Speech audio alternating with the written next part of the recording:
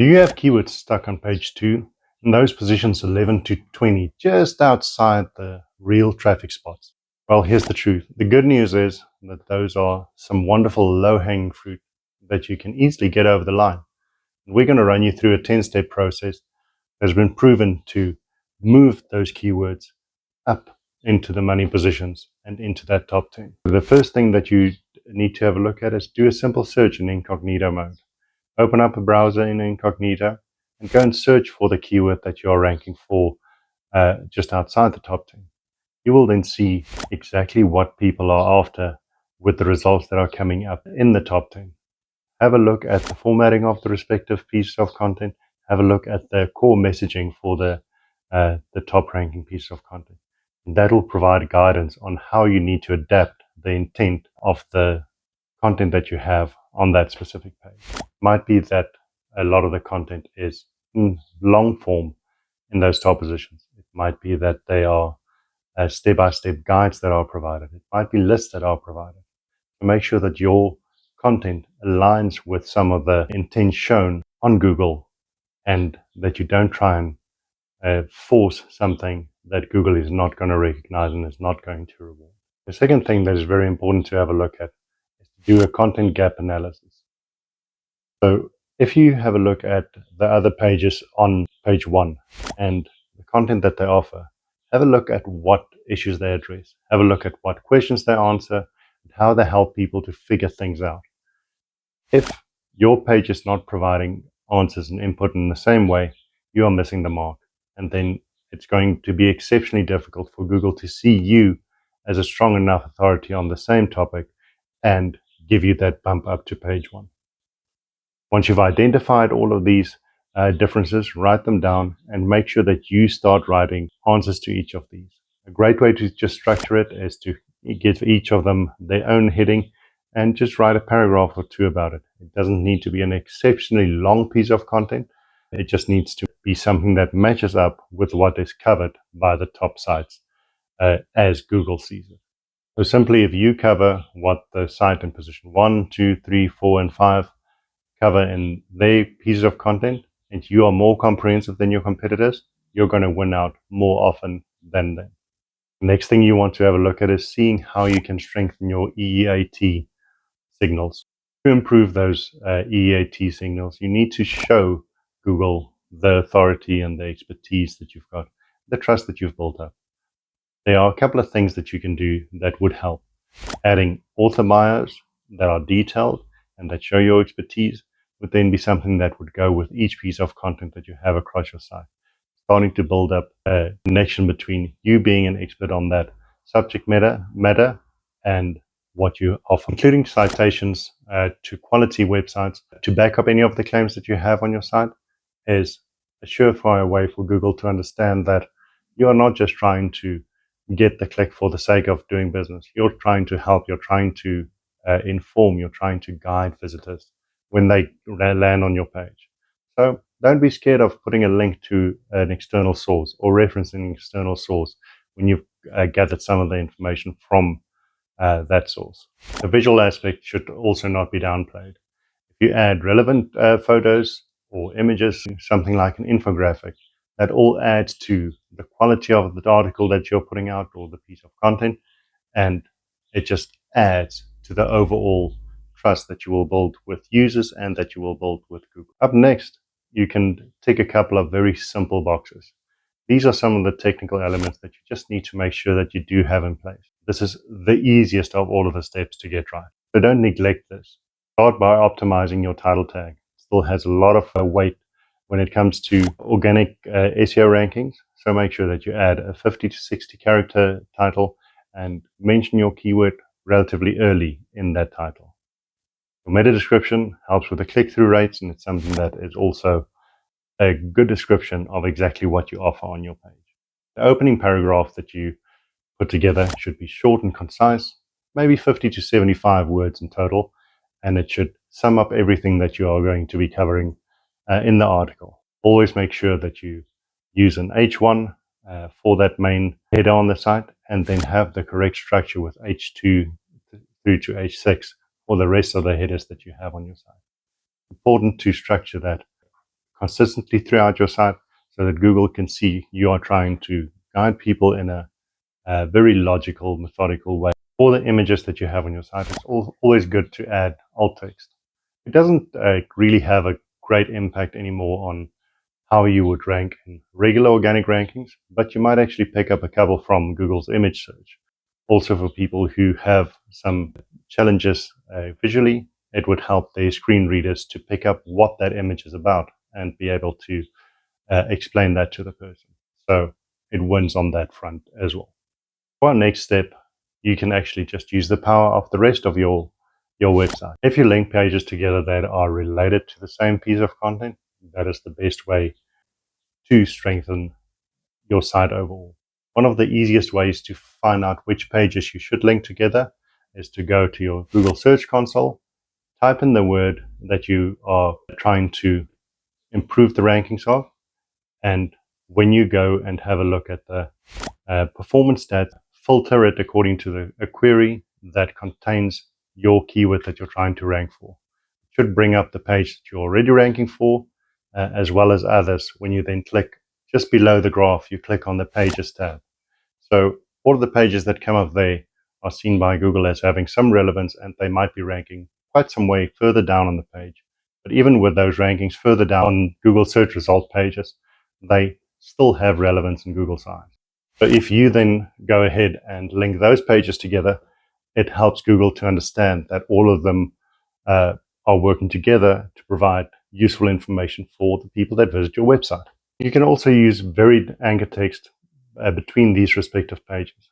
Not all of them will magically fit into a specific mold and have the exact right text on each of them that you can use to link to other pages. So I just suggest using things that are similar. So if you have a piece of text, for example, on how to build a chicken coop, it doesn't need to say how to build a chicken coop in the article that you're linking from. It can basically say something along the lines of chicken coop building plans. And if that is related to what you've got on the main page, use that as the anchor text. Google would be able to make the connections as they see a lot of it as being related. One of the often overlooked steps is making the page as user-friendly as possible. So two parts that you need to have a look at is, firstly, how readable is the page? Is it easy for people of all reading levels to understand, regardless of their level of knowledge and expertise on the topic? And secondly, do you have the elements on the page that allow people to easily navigate around, to really see all of the imagery, be able to watch videos, be able to understand the different sections with, as you've laid it out, with bullet points, with step-by-step guides? Because if it is something that is easy to consume for people of all expertise levels, it is something that would be consumed by more people. It would not have a barrier to entry for people that might struggle if you use too much industry jargon, or if you have it really badly laid out. For example, just a massive wall of text, which nobody loves to read through. A further set of technical elements that you can have a look at is the core web vitals of your site. And this you can easily do by simply typing in page speed test or something like core web vitals test, and you'll see different tools coming up that you can use to identify what might be the issues on your site. So if you address the core web vitals, you are addressing some of the user metrics that Google has a look at and that they consider to be important. In many instances, the biggest culprit will be the largest contentful paint. Now, that is something that is related to the first image that people would see on the site, and it's something that just loads slowly. So if you can take that image or you can take that video and cut it down in size, the page loads faster, it's a better user experience. Google rewards you then with better rankings as well. Mobile responsiveness is also crucial. If you're not going to have your site optimized for mobile, you're going to miss out on so many views. There's going to be a massive challenge for you to really rank, because mobile first indexing is something that has been around for a couple of years. Google has a look at how you perform on a mobile device, and if that is the first thing that where you are falling down, you are not going to get the rank. Code clutter in general is always a good thing to cut down on. No unnecessary JavaScript, no unnecessary CSS is needed on the site. That gets a little bit more technical, and if you're not comfortable with that, skip it. if you have a fair understanding of how to optimize that, do go ahead and do that on your site. But one of the easiest things that I would recommend across the board is go and reduce images as far as you possibly can. There are simple tools like tinypng.com that allows you to upload images, reduce their size without actually losing quality of the images, and then uploading it back to your site. And it's completely free. Schema markup is also a very important thing to implement for every single piece of content that you have on your site. You can look at schema markup as basically being supplemental information that search engines use to understand exactly what type of information you are supplying. You can go and have a look on something like schema.org to find the respective markups, and it's easy to put together the schema using multiple different tools. Seeing exactly where you should add it and how you should add it, go to YouTube, find out exactly how it should be done just through one of the thousands of quick tutorials that would guide you through it step by step. In many instances, some of your content might have lost a bit of its luster because it's starting to get a little dated.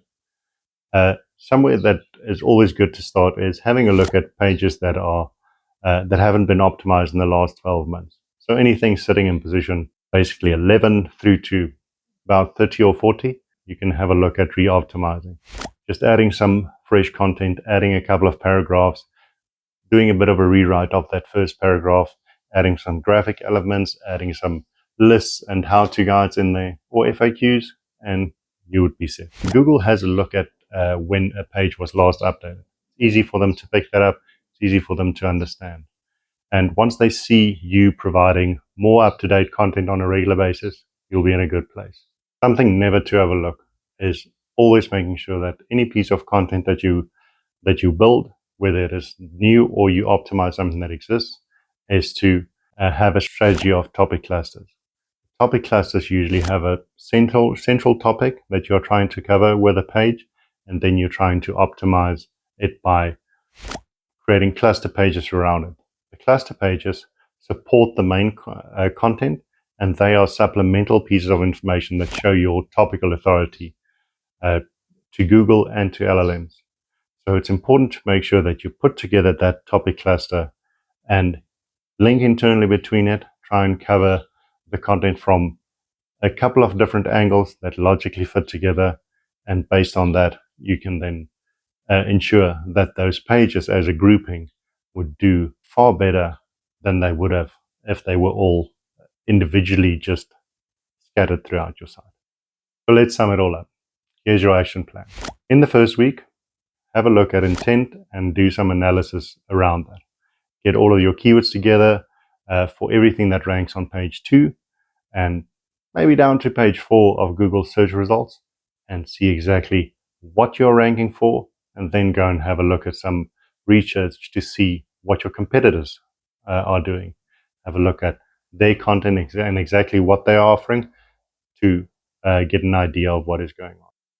In week 2, start jumping in and seeing how you can fill some of the content gaps. So what are they offering that you don't have on your site? What do they have that you can add to really build up your authority, start hitting some of those EEAT signals, and show off your expertise in a good way? This is just slated for week 2, but you'll often see that it would take a bit longer. And in this step, I would recommend spending a little bit more time. That will always be worth it. If you're going to take 2, 3, 4 weeks to get it done, do that. It is going to be worth the investment. Up next will be the technical fixes. Make sure that the readability is good. Make sure that the user experience as a whole is good. If you can ensure that the speed of the page is optimal, that your images aren't too big and they're loading quickly, and there isn't any unnecessary code on the site, you'll be winning. It would offer a much better experience for the people visiting the page, and they would engage on there for longer. Then to support those clusters that you are putting together, make sure that you add internal links based on the pages that you find that are related on your site, or new ones that you add to the mix. But you build up a strong body of content around a specific topic. As you keep building that out with more and more internal links, it would allow you to really become an authority on the specific topic that you're trying to cover, and it would fuel your growth for a long time to come. The impact of making these changes are ones that usually have results showing up far quicker than you would normally have with a new piece of content that you post. So go and monitor the results in Google Search Console, in Google Analytics, to see how you improve in terms of ranking and how you improve in terms of impressions and clicks. You'll often see that certain parts of your content will perform better than others and they respond better than others. And I would suggest that you double down on those pieces of information, those types of topic clusters. And that's it. A very simple framework for you to follow to make sure that you get those low-hanging fruit to move up from page 2, 3, and 4 of Google search rankings up to the first page. And remember, if you got anything useful from this video, please do hit the like and subscribe button. And we look forward to seeing you the next time around so that we can cover more of these topics on how you can improve how your sites are seen in the search engines and in the LLMs, and how we can really build your business up to a whole new level.